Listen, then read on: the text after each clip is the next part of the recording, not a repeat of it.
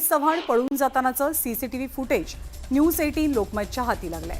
दिल्लीवरनं गोरखपूरला जातानाचा video आता समोर आलाय। निलेश चव्हाण 23 मेला पुण्यातनं फरार झाल्याची माहिती आहे। निलेश हा देश सोडण्याच्या तयारीत होता असं सुद्धा कळतंय। वैष्णवी हगवणे प्रकरणामध्ये निलेश चव्हाणला नेपाळमधनं अटक झाली आहे। वैष्णवीच्या बाळाची हेळसांड केल्याप्रकरणी निलेशवरती गुन्ह्याची नोंद आहे। वैष्णवीच्या नातेवाईकांना सुद्धा निलेशनं धमकावलेलं होतं। वैष्णवी हगवणे प्रकरणातील मृत्यू प्रकरणातील आरोपी सासू लता हगवणे आणि नणंद करिश्मा यांचे मोबाईल अद्यापही हस्तगत न केल्यामुळे तपासात अडथळा येतोय। दरम्यान वैष्णवीचा दीर सुशील हगवणे आणि पती शशांक हगवणे यांच्या मोबाईलमध्ये महत्त्वाची माहिती मिळाल्याची सूत्रांची माहिती आहे। आरोपीला शिक्षा आणि पीडितेला न्याय ही भूमिका असते। वैष्णवीला न्याय देण्यावरती आमचा भर आहे। ज्यांनी आरोपींना मदत केली आहे त्यांच्यावरती कडक कारवाई झाली आहे। निलेश चव्हाणलाही कडक शासन केलं जाईल असं महिला आयोगाच्या अध्यक्षा रुपाली चाकणकर यांनी स्पष्ट केलं। निलेश चव्हाण नेपाळपर्यंत कसा पोहोचला, त्याला कोणत्या आकानं मदत केली आणि तो इतके दिवस फरार कसा राहू शकला, असे अनेक सवाल रोहिणी खडसेंनी उपस्थित केलेत। हगवणे कुटुंबाचा आणि निलेशचा संबंध नेमका काय याची सखोल चौकशी करावी अशी मागणी खडसेंची आहे। निलेश चव्हाण नरकात जरी गेला असता तरी त्याला बेड्या ठोकल्याच असत्या अशी प्रतिक्रिया रुपाली ठोंबरे पाटील यांनी दिली आहे। त्यांनी पिंपरी चिंचवड पोलिसांचे आभार सुद्धा मानले। वरिष्ठ पोलीस अधिकारी जालिंदर सुपेकर यांनी आता स्पष्टीकरण दिलंय। हगवणेंना शस्त्र परवाना आपणच दिला आहे असं म्हणणं चुकीचं आहे। शस्त्र परवान्याचे अधिकार संबंधित पोलीस आयुक्तांकडे असतात असा दावा जालिंदर सुपेकर यांनी केलाय। गोकुळ दूध संघ आता महायुतीच्या ताब्यात गेलाय। गोकुळच्या अध्यक्षपदी नावीद मुश्रीफ यांची निवड झाली आहे। यामुळे कार्यकर्त्यांचा जल्लोष पाहायला मिळाला। पुण्यात चंद्रकांत पाटील आणि रवींद्र धंगेकर यांनी एकमेकांची भेट घेतली। एका खासगी कार्यक्रमात दोनही नेत्यांची भेट झाली आणि यामुळे भाजप सोबतच धंगेकरांमधला दुरावा आता संपत आलाय का अशाही चर्चा रंगल्या। राष्ट्रवादीच्या प्रवक्त्या रुपाली पाटील यांनी गोपीचंद पडळकर आणि लक्ष्मण हाके दोघांवरही टीका केली आहे। अजितदादांबद्दल बोलण्याइतपत दोघांची उंची आणि कर्तृत्व नाही। अजित पवार सर्व जाती धर्मातल्या लोकांना एकत्रित घेऊन पुढे जातात, त्यामुळे पडळकर आणि हाकेंनी बेताल विधानं करू नयेत असा इशारा रुपाली पाटील यांनी दिलाय।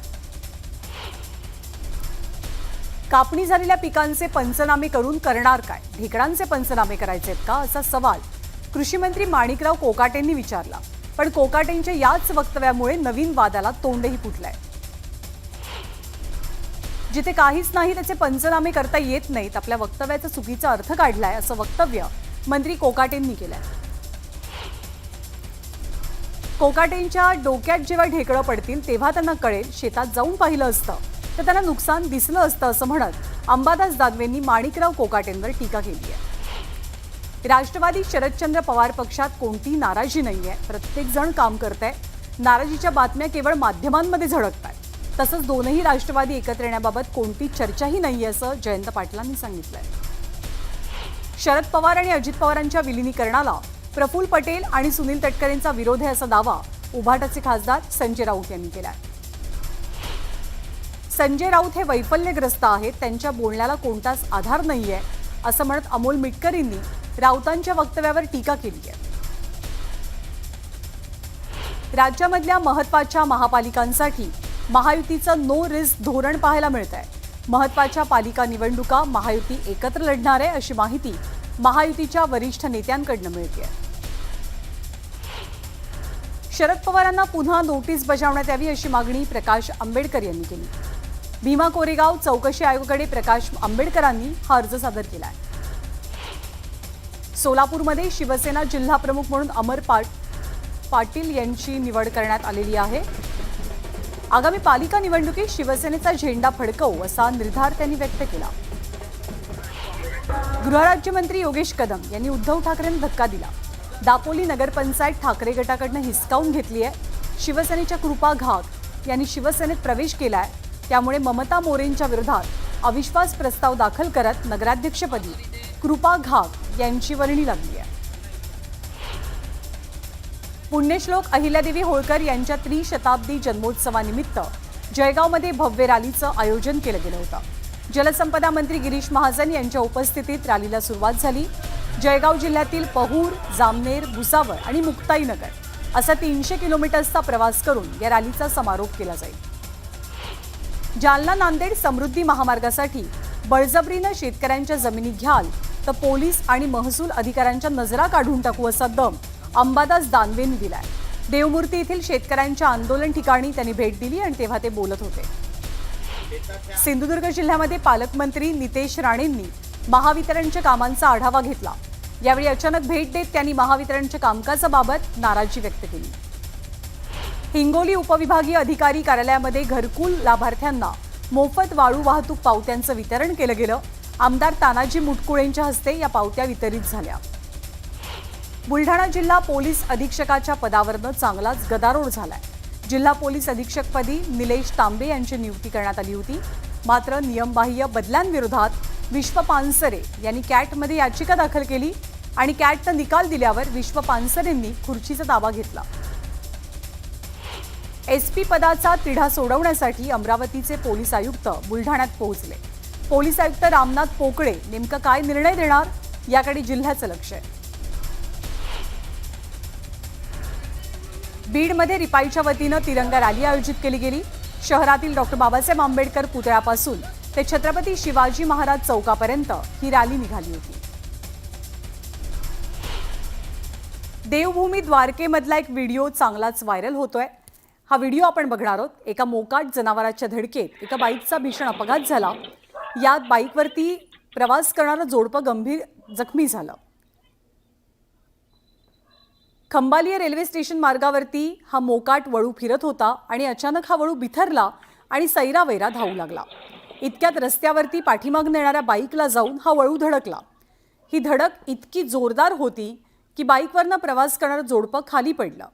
दरम्यान खंबालिया भागात मोकाट जनावरांची समस्या दिवसेंदिवस गंभीर बनतेय आणि लवकरात लवकर त्यांचा बंदोबस्त करण्याची मागणी स्थानिकांकडून करण्यात येते। आणि महाराष्ट्राला आता परकीय गुंतवणूकदारांची पहिली पसंती मिळते। राज्याची देशपातळीवरती आघाडी असून आर्थिक वर्ष 2024 आणि 25 मध्ये देशाच्या 40% गुंतवणूक ही एकट्या महाराष्ट्रामध्ये आहे। फार्मा कंपनीच्या व्यावसायिकेनं ड्युप्लेक्ससाठी तब्बल 639 कोटी रुपये मोजले। भारताच्या इतिहासातला हा सर्वात महागडा व्यवहार मुंबईच्या वरळीत पार पडलाय। नीट पीजी परीक्षेबाबत सुप्रीम कोर्टानं महत्त्वाचा निर्णय घेतलाय। नीट पीजी परीक्षा 15 जूनला होणार असून एका शिफ्टमध्ये या परीक्षा घेतल्या जातील। पनवेलच्या पैठाली गावातील सोनम केणी या विवाहितेचा घर बांधकामासाठी 20 लाख रुपये आणि मुलगा हवा म्हणून सासरी अतोनात छळ झाला। सासरच्या छळाला कंटाळून अखेर सोनमनं आपल्या वाढदिवसाच्याच दिवशी पोटच्या मुलीची हत्या करून स्वतः देखील गळफास घेतला आणि जीवन संपवलं। जळगावच्या चोपडा तालुक्यात आदिवासी महिलेची रस्त्यावरती प्रसूती झाल्याच्या घटनेची आता चौकशी सुरू झाली आहे। जिल्हा शल्यचिकित्सक, जिल्हा आरोग्य अधिकारी आणि अतिरिक्त जिल्हा शल्यचिकित्सक यांच्याकडनं चौकशी होणार आहे आणि 31 मे पर्यंत म्हणजे उद्यापर्यंत अहवाल सादर करायचा आहे।